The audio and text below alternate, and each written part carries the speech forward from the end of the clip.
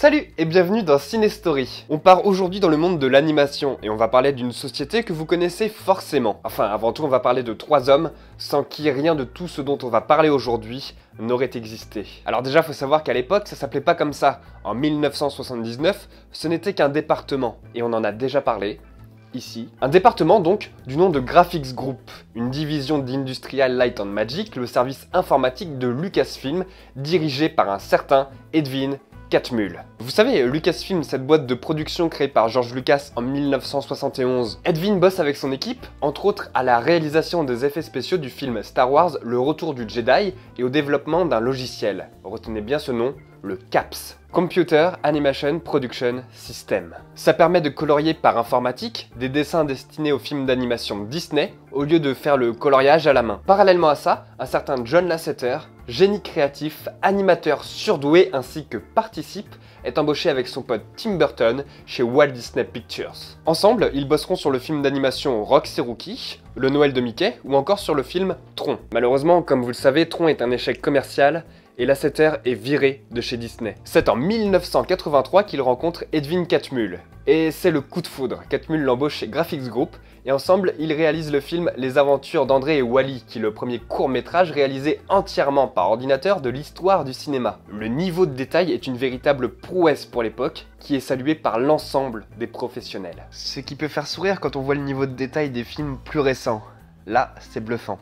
Le problème, c'est que George Lucas, qui finance tout ça, n'a plus d'argent. En effet, il vient de dépenser plus de 50 millions de dollars pour construire le Skywalker Ranch, qui est censé regrouper géographiquement plusieurs filiales de sa société Lucasfilm. Et il divorce. Ça va lui coûter extrêmement cher, sans compter que les revenus de Star Wars sont en chute libre, étant donné que Le Retour du Jedi était censé être le dernier épisode de la série, l'intérêt de la licence s'évapore. Sans compter que le film Howard, une nouvelle race de héros sorti en 1986, oui, c'est la vraie affiche, est un véritable désastre au box-office. Lucas doit absolument vendre quelque chose, et ça sera Graphics Group. C'est là que notre troisième homme intervient. Steve Jobs, fraîchement viré d'Apple, société qu'il avait lui-même fondée, pas de chance, rachète pour environ 10 millions de dollars Graphics Group avec ses employés, dont Lasseter et Catmull. Il va rapidement vouloir lui faire changer de nom, et le 3 février 1986, une nouvelle société est enregistrée en Californie.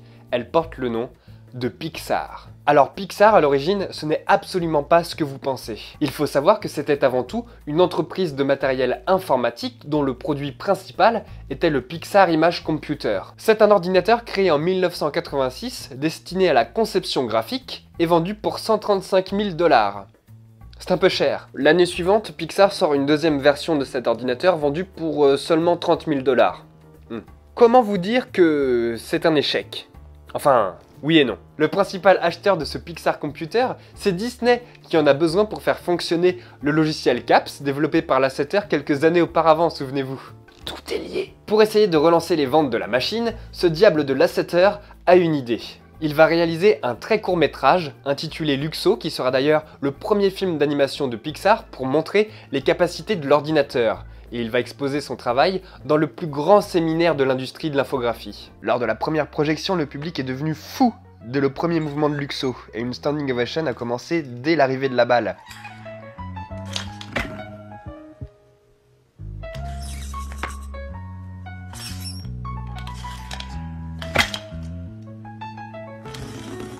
On a ensuite demandé à Lasseter si la lampe était un papa ou une maman.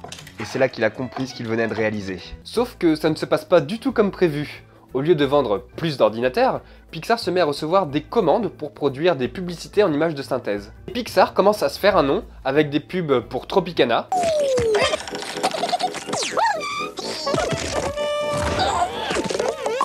ou Listerine, et Lifesaver.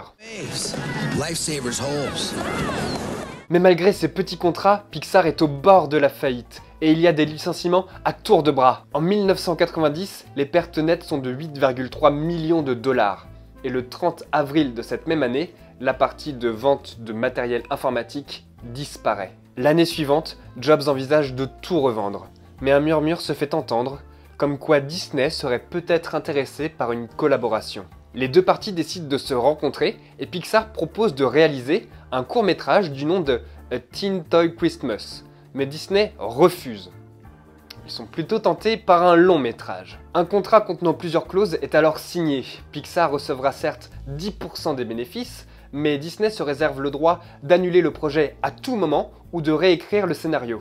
Ce projet est pas mal pour les deux parties parce que Disney peut profiter de l'avance de Pixar dans l'image de synthèse et Pixar peut profiter des moyens financiers et de l'expérience que Disney a dans la production de longs métrages. En 1995, après 3 ans de désaccords à propos du scénario, du titre du film ou encore des problèmes liés à l'utilisation de noms de vrais jouets, le film Toy Story sort et récolte près de 360 millions de dollars. Et vous l'avez peut-être déjà remarqué, mais on voit Luxo. Avec ce succès, en 1997, Pixar signe un accord avec Disney. Pour l'achat de 5% du capital de Pixar, Pixar s'engage à coproduire 5 longs métrages en images de synthèse durant les 10 prochaines années.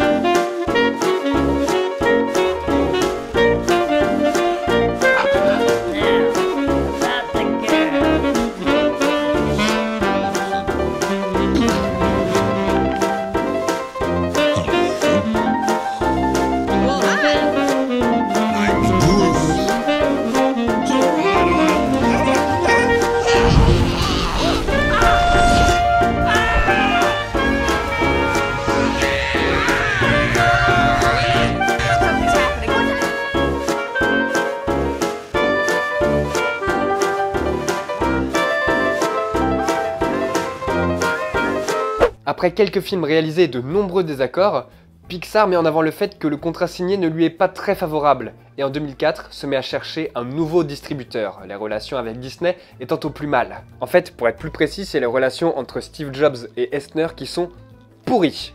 Eisner, c'était le PDG de Disney. Ce dernier n'est pas reconduit à la tête de Disney, et c'est son successeur qui reprend les négociations avec Jobs, qui se transforme petit à petit non plus en un contrat de distribution classique, mais en rachat de Pixar par Disney. D'ailleurs, pour l'anecdote, Ratatouille, sorti en 2007, a bénéficié d'un contrat bien spécifique au cas où si les négociations étaient interrompues pour le rachat de Pixar. Dans ce cas, la distribution aurait quand même dû être obligatoirement assurée par Disney, mais contrairement à l'ancien contrat, Ratatouille aurait été une propriété exclusive de Pixar, ce qui n'est pas le cas pour toutes les autres coproductions. Par exemple, Pixar n'est pas propriétaire de Toy Story. Eh oui. Mais de toute façon, le 24 janvier 2006, Disney annonce le rachat de Pixar pour un coût total d'environ 7,4 milliards de dollars. Je rappelle juste que Jobs avait racheté cette société pour 10 millions de dollars. Voilà. Du coup, que sont devenus nos 3 hommes ? Steve Jobs, qui était l'actionnaire majoritaire de Pixar, est devenu le plus grand actionnaire de Disney avec 7% des parts. Le propre neveu de Walt Disney en personne détenait 1% des parts. C'est dire si Jobs a réussi son coup. Bon, par contre, il a perdu ses fonctions de président de Pixar, mais a obtenu un siège au conseil d'administration de Disney. Le cofondateur de Pixar, John Lasseter, est devenu le directeur de la création pour Pixar et Walt Disney Animation Studios, ainsi que conseiller créatif de Walt Disney Engineering, qui conçoit et construit les parcs à thème Disney. Ce bon vieux Edwin Catmull est devenu président de Walt Disney Animation Studios et a pris place au conseil d'administration de Disney. Bon, j'imagine que vous doutez bien de ce dont on va parler très prochainement. En attendant, je vous laisse vous abonner si ce n'est pas déjà fait et activer la cloche pour être notifié de mes prochaines vidéos. Bon, ceci dit, c'est pas très compliqué, c'est tous les mercredis et dimanches. Sauf en cas de petit retard. N'oubliez pas non plus le petit pouce vers le haut et de partager cette vidéo, c'est très important. Et oui, à vous de bosser un peu. Allez, bon courage. Bye.